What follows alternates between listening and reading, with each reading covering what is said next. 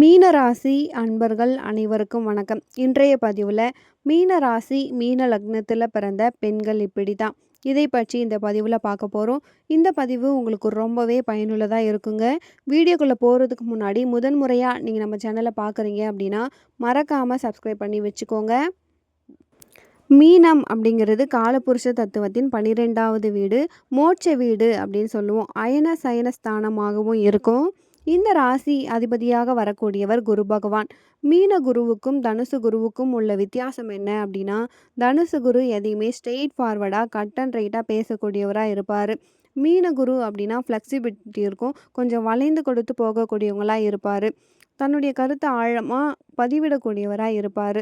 நேர்மையும் இருக்கும். அதுபோல தான் இந்த மீன ராசி மீன லக்னத்தில் பிறந்த பெண்கள் இருப்பாங்க. மீன ராசி மீன லக்னத்தில் பிறந்த பெண்கள் நல்ல மாநிறமாக, அப்படி இல்லைன்னா ஒரு நல்ல தோற்ற பொலிவோடு இருப்பாங்க. உயரம் குறைவாக இருந்தாலுமே பூசினார் போல பார்ப்பதற்கு லட்சணமாக இருப்பாங்க. கண்கள் மீன் போன்று இருக்கும், புருவங்கள் வில் போன்று நன்றாக இருக்கும். அதே போல் இவங்களை பொறுத்த வரைக்கும் கனிந்த பார்வை, நல்ல ஒரு மென்மையாக பேசக்கூடியவராகவும் இருப்பாங்க. தெய்வ சிந்தனை இருக்கும். காலபுருஷ தத்துவத்தின் 12வது வீடு அப்படிங்கிறதால, குருவினுடைய ஆட்சி வீடு அப்படி இருக்கிறதால ஆன்மீக நாட்டங்கள் பொதுவாகவே அதிகமாக இருக்கும். நேர்மையான சிந்தனை இருக்கும். இவங்களை பொறுத்த வரைக்கும் பரந்த மனப்பான்மையுடையவங்களாக இருப்பாங்க. பொதுவாகவே குருவின் வீட்டு அடிப்படை அதிபதியாக இருக்கிறதால ஏதோ ஒரு வகையில் பணம் வந்துக்கிட்டே இருக்கும். வாழ்க்கை வாழ்வதற்கான பணம் வந்துக்கிட்டே இருக்கும். தர்மத்திற்கும் நியாயத்திற்கும் கட்டுப்படக்கூடியவங்களாகவே இருப்பாங்க. தன்னுடைய மனசாட்சிக்கு பயப்படக்கூடியவங்களாக இருப்பாங்க. மற்றவங்களுக்கு உதவக்கூடிய எண்ணமும் இருக்கும். கற்பனை வளம் அதிகமாக இருக்கும். ரொம்ப அதிகமாக கற்பனை பண்ணுவாங்க. மீடியா துறை கூட இவங்களுக்கு சிறப்பாக இருக்கும். இவங்க ஒருத்தவங்க கிட்ட அவ்வளோ சீக்கிரம் பழக மாட்டாங்க. பழகிட்டாங்க அப்படின்னா அவங்கக்கிட்ட அதிகமாக பேசுவாங்க. அந்த உறவுமே சீக்கிரமாக கட்டாகக்கூடிய சூழ்நிலை இருக்கும். ரொம்ப சீக்கிரமாக பழகி ரொம்ப சீக்கிரமாக பிரிஞ்சு வரக்கூடிய சூழ்நிலை இருக்கும். ஓவராக பேசி பேசியே இவங்களை பற்றி ஒரு பேட் இம்ப்ரெஷனை இவங்களாவே இயற்கையாகவே ஏற்படுத்திப்பாங்க. இவங்களை பொறுத்த வரைக்கும் சமயத்துக்கு தகுந்த மாதிரி பேசக்கூடியவங்களாக இருப்பாங்க. சில நேரத்தில் சில முடிவுகளை எடுக்கக்கூடியவங்களாக இருப்பாங்க. அதனால் மற்றவங்க இவங்களை இப்படி தான் அப்படின்னு ஒரு ஐடென்டிஃபிகேஷனுக்கு வரவே முடியாது. இவங்க யாரையுமே எளிதில் நம்பவே மாட்டாங்க. சந்தேக குணம் இருந்துக்கிட்டே இருக்கும். குடும்ப வாழ்க்கையிலையும் பெரிய அளவுக்கு இது ரெஃப்ளெக்ட் ஆகும். யாரையாவது இவங்க நம்பி போனாங்க அப்படின்னா அந்த நம்பிய நபர் இவங்களை ஏமாற்றிடுவாங்க. அதுதான் மிகப்பெரிய சோகமே. மேக்சிமம் நம்பக்கூடாதவங்கள நம்பி ஏமாறக்கூடியவங்களாகவே இவங்க இருப்பாங்க. இவங்களுக்கு எடுக்கிறதுக்கு மற்றவங்க வர வேண்டியதே கிடையாது. இவங்களுக்கு இவங்களே துன்பத்தை ஏற்படுத்தி கொள்ளுவாங்க. தனக்கு ஒன்று வேணும் அப்படின்னா எந்த லெவலுக்கு வேணால் இறங்கி போகக்கூடியவங்களாக இருப்பாங்க. ஃப்ளெக்சிபிலிட்டியாக இருப்பாங்க. யார் நல்லவர் யார் கெட்டவர் அப்படின்னு சொல்லிட்டு அடையாளம் காண்றதுல கொஞ்சம் குழப்பம் அடைவாங்க. அதனாலேயே ஏமாற்றம் அடையக்கூடிய சூழ்நிலை இருக்கும். 6ஆம் அதிபதியாக சூரியன் வர்றதால இவங்களை பொறுத்த வரைக்கும் ஏதோ ஒரு உடல்நல பாதிப்போ இல்லை கடன் பிரச்சனையோ இவங்களுக்கு இருந்துக்கிட்டே இருக்கும். இவங்களுக்கு திருமண வாழ்க்கை எப்படி இருக்கும் அப்படின்னா, பெரும்பாலானோருக்கு காதல் ஏற்பட வாய்ப்பு இருக்குது. பொதுவாகவே கணவன் மனைவிக்குள்ள கருத்து வேறுபாடுகளும் பிரச்சனைகளும் இருக்கிறதுக்கு வாய்ப்பு இருக்குது. அது ஜாதக பொருத்தம் பார்த்து திருமணம் பண்ணால் மட்டுமே இந்த பிரச்சனையை குறைக்க முடியும். பொதுவாக காதலித்து திருமணம் பண்ணிக்கிட்டால் அதற்கு பிறகு ஏன் தான் காதலித்தோம் அப்படிங்கிற எண்ணங்கள் ஏற்படக்கூடிய சூழ்நிலைக்கு போகும். சில பேருக்கு இருதாரம் அமையக்கூடிய வாய்ப்பு கூட இருக்கும். இருந்தாலுமே தன்னுடைய வாழ்க்கை துணையை அதிகமாக நேசிப்பாங்க. அதிக பாசம் வச்சுருப்பாங்க. அந்த அதிகமாக நேசிப்பு பாசம் கூட ஒரு கட்டத்தில் ஏமாற்றத்தை தரக்கூடியதாகவே இருக்கும். எல்லாருக்கும் சொல்ல முடியாது. சில பேருக்கு இந்த மாதிரி அமைஞ்சிருது. மேலும் உங்களுக்கு வரக்கூடிய வாழ்க்கை துணைவரை பொறுத்த வரைக்கும் அவர் ரொம்ப கால்குலேட்டிவானவராக இருப்பார். ஏன்னா மீனத்துக்கு 7ஆம் வீடு கன்னி. கன்னி ராசி அதிபதி புத பகவான். புதன் எப்படி இருப்பார்? ரொம்ப இன்ஃபர்மேட்டிவாக படித்தவராக வாழ்க்கை துணைவர் வருவார். அவருமே கொஞ்சம் சந்தேகப்படக்கூடியவராக இருப்பார். பொதுவாகவே மீனராசியில் பிறந்தவங்க கன்னி ராசியாக மேரேஜ் பண்ணிக்க வேண்டாம் அப்படின்னு சொல்கிறது இதன் காரணமாக தான். 2 பேருமே உபயராசி. 2 உபயராசியுமே குழப்பங்களுடையது, இரட்டை மனமுடையது. இந்த இரட்டை மனமுடையவங்க 2 பேரும் ஒன்றா சேர்ந்தால் என்ன ஆகும்? பெரும் குழப்பம் தான் விளைவிக்கும். அதனால் பிரச்சனைகள் ஏற்படும்.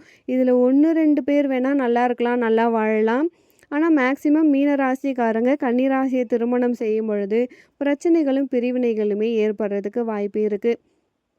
சுயநலம் உடையவங்களா இருப்பாங்க. வாழக்கூடிய வாழ்க்கை துணைவர் ரொம்பவே சுயநலமா இருப்பாரு. ரொம்ப கால்குலேட்டிவ் பண்றவரா இருப்பாரு. மீனராசி பெண்கள பொறுத்தவரைக்கும் குழந்தைகள் மீது ரொம்பவே பாசம் வச்சிருப்பாங்க. தன்னுடைய குழந்தைகளுக்காகவே வாழக்கூடியவங்களாகவும் இருப்பாங்க.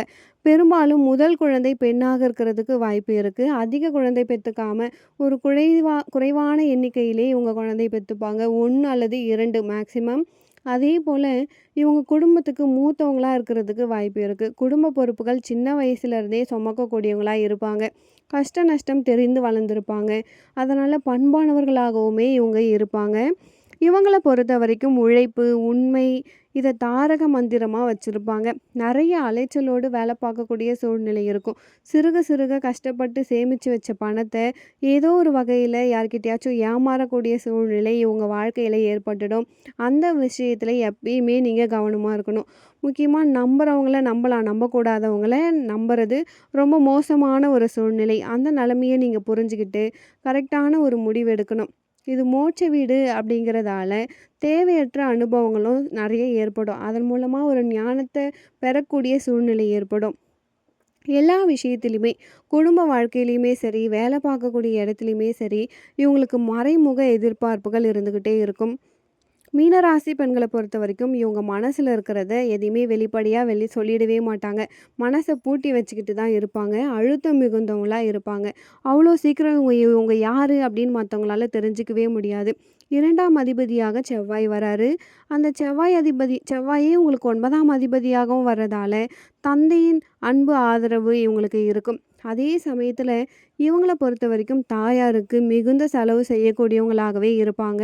வாக்கால் பிழைக்கக்கூடிய தொழில், கல்வித்துறையில் இவங்க சாதிக்கக்கூடியவங்களா இருப்பாங்க. அதாவது அட்வொகேட்டு, புரோகிதம் போன்ற துறைகள், கன்சல்டேஷன் போன்ற துறையில் கூட இவங்க சாதிக்கக்கூடியவங்களாகவே இருப்பாங்க. செவ்வாய் பகவான் ஒருத்தருடைய ஜாதகத்தில் இருக்கக்கூடிய அமைப்பை பொறுத்து இவங்களுடைய முன்னேற்றம் இருக்கும். மீனராசிக்கு யோகாதிபதியாக வரக்கூடிய செவ்வாய் சரியான இடத்துல இருந்து ராகுவின் தொடர்பு இல்லாமல் இருந்தார் அப்படின்னா இவங்களுக்கு குடும்ப வாழ்க்கையே சரி, அதிர்ஷ்டமும் ரொம்பவே நல்லாயிருக்கும். சொத்துக்கள் சேர்க்கக்கூடியவங்களாகவே இருப்பாங்க. சம்பாரித்து வீடு வாகனம் வாங்கக்கூடியவங்களாக இருப்பாங்க. திருமண வாழ்க்கையை பொறுத்த வரைக்கும் இவங்க பொருத்தம் பார்த்து சரியான துணையை அவங்க தேர்ந்தெடுக்கிறது ரொம்பவே நல்லது. காதல் போன்ற விஷயத்தில் போனால் கொஞ்சம் கஷ்டப்படக்கூடிய சூழ்நிலை ஏற்பட்டுடும். பெரும்பாலானோருக்கு தாமத திருமணம் ஏற்படுறதுக்கு வாய்ப்பு இருக்குது.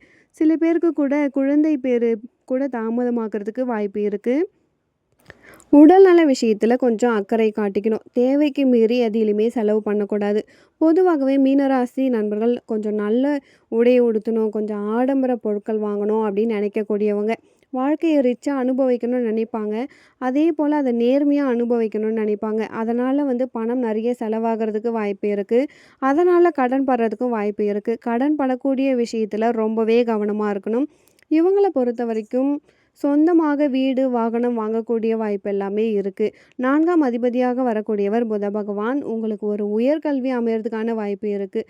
கல்வியில் கான்சன்ட்ரேஷன் பண்ணக்கூடியவங்களா இருப்பாங்க. கல்வியில் முன்னேற்றம் இருக்கும். இவங்க சப்போஸ் கல்வியில் தடை படிக்கலை அப்படின்னாலுமே பிற்பகுதி வாழ்க்கையிலாவது அதை படித்து அதை நிறைவு செய்யக்கூடியவங்களா இருப்பாங்க. தன்னுடைய பிள்ளைகளுக்காக வாழக்கூடியவங்களாகவும் இருப்பாங்க. பொதுவாகவே மீனராசி, மீன லக்னத்தில் இருக்கக்கூடிய பெண்கள் தன்னுடைய மகிழ்ச்சிக்காக நிறைய செலவு பண்ணக்கூடியவங்களா இருப்பாங்க. இவங்களுக்கு ஏற்ற துறை அப்படின்னா கற்பனை வளம் இவங்களுக்கு அதிகமாக இருக்கிறதால கலைத்துறை ஏற்ற துறைன்னு சொல்லலாம். கலைத்துறையில் நிறைய சாதிக்கக்கூடிய மீனராசி பெண்கள் இருக்காங்க. வங்கி, நிதி, நிர்வாகம், ஏஜென்சி, கடல் சார்ந்த துறைகள் போன்ற தொழில்கள்லாம் சிறப்பு. அதே போல் மருத்துவத்துறையிலுமே மீனராசி பெண்கள் நிறைய பேர் இருக்காங்க. மீனம் ராசியில் பூரட்டாதி 4ஆம் பாதம், உத்திரட்டாதி 4 பாதங்கள், ரேவதி 4 பாதங்கள் இருக்கும். இதில் பூரட்டாதி நட்சத்திரத்தில் பிறந்தவங்களுக்கு கோபம் கொஞ்சம் கூடுதலாக இருக்கும். முன்கோபம் உள்ளவங்களாக இருப்பாங்க. ஆனால் நேர்மையாக இருப்பாங்க. கொஞ்சம் அவசர முடிவு எடுத்துடுவாங்க. அதே சமயத்தில் ரொம்ப மத நம்பிக்கை கொண்டவங்களாக இருப்பாங்க. உத்திரட்டாதி நட்சத்திரத்தில் பிறந்தவங்கள வரைக்கும் கடின உழைப்பாளிகளாக இருப்பாங்க. தன்னுடைய தேவைக்காக எதையுமே செய்ய துணிந்தவர்களாக இருப்பாங்க. வளைந்து கொடுத்து மற்றவங்க கிட்ட காரியம் சாதித்து கொள்ளக்கூடியவங்களாகவும் உத்திரட்டாதி நட்சத்திரத்தில் பிறந்தவங்க இருப்பாங்க. ரேவதி நட்சத்திரத்தை பொறுத்த வரைக்கும் இவங்க நல்லா படித்தவங்களாகவே இருப்பாங்க. மற்றவங்க கிட்ட இவங்க ஏமாறக்கூடிய சூழ்நிலையுமே இருக்குது. அதே போல் உத்திரட்டாதி நட்சத்திரக்காரங்க நேதி நீர்மையை வந்து கண்டிப்பாக அவங்க ஃபாலோ பண்ணுவாங்க. அநீதி வந்து அவங்க கண்ணு முன்னாடி நடக்குது அப்படின்னா கொஞ்சம் கோபப்படுவாங்க, பொங்கக்கூடியவங்களா இருப்பாங்க. அதனாலேயே சில பிரச்சனைகளை இவங்களே உருவாக்கிவாங்க. உத்திரட்டாதி நட்சத்திரத்தை பொறுத்தவரைக்கும். ரேவதி நட்சத்திரத்தை பொறுத்தவரைக்கும் கொஞ்சம் கால்குலேட்டிவாக இருப்பாங்க, புத்திசாலியாகவும் இருப்பாங்க, ரொம்ப மைண்ட் ஒர்க் பண்ணக்கூடியவங்களா இருப்பாங்க. பண விஷயத்தில் வந்து ஏமாந்துருவாங்க, இரக்க குணம் கொண்டவர்களாக இருப்பாங்க. இவங்க வந்து யாரையுமே ஈஸியாக நம்பவே மாட்டாங்க. கொஞ்சம் சந்தேக குணம் இருந்துக்கிட்டே இருக்கும். கடைசியாக ஒருத்தவங்கள நம்புறாங்க அப்படின்னா அந்த நபர் வந்து இவங்கள ஏமாத்திருவாங்க. மீன ராசி, மீன லக்னத்தில் பிறந்தவங்களுக்கு அதிர்ஷ்ட திசை வடக்கு திசையாக இருக்கும். இவங்களுக்கு அதிர்ஷ்ட நாளாக இருக்கக்கூடியது வியாழக்கிழமை. செவ்வாய்க்கிழமையுமே உங்களுக்கு சிறப்பு தான். இருந்தாலுமே சில புதிய விஷயத்தை ஆரம்பிக்கும் பொழுது செவ்வாய்க்கிழமையில செய்ய மாட்டாங்க. அந்த வகையில் வியாழக்கிழமை உங்களுக்கு ரொம்பவே பெஸ்ட்டு. உங்களுக்கு ஒரு நல்ல நிறம் அப்படின்னா மஞ்சள் நிறம், சிகப்பு நிறம். நீங்கள் வணங்க வேண்டிய தெய்வம்னா தட்சிணாமூர்த்தி வழிபாடு. திருச்செந்தூர் முருகப்பெருமானை வருஷத்துக்கு ஒரு முறை நேரில் போயிட்டு சந்தித்து அவருக்கு நீங்கள் தட்சிணாமூர்த்திக்கு ஒரு நெய் தீபம் ஏற்றி வழிபாடு செய்கிறது ரொம்பவே நல்லது. வெளிநாட்டில் இருக்கீங்க, போக முடியாது அப்படின்னா வீட்டிலேயே முருகனுடைய படத்தை வச்சு கந்த சஷ்டி நீங்கள் படிக்கும் பொழுது உங்களுக்கு நல்லது நடக்கும். தொடர்ந்து படிக்கணும். 48 நாள் அப்படின்னு கிடையாது. உங்களுக்கு நேரம் கிடைக்கும் பொழுது நீங்கள் படிக்கலாம். மீனராசி பெண்களுக்கு இந்த பதிவு ரொம்பவே பயனுள்ளதாக இருக்கும்னு நினைக்கிறேன். இந்த பதிவு பிடிச்சிருந்தா மறக்காமல் நம்ம சேனலை சப்ஸ்கிரைப் பண்ணிக்கோங்க. உங்கள் வாழ்க்கையில் நீங்கள் செல்வ செழிப்போடும் சீரும் சிறப்போடும் வாழ நானும் இறைவனை பிரார்த்திக்கிறேன். ஒரு நல்ல பதிவில் உங்களை சந்திக்கிறேன். நன்றி.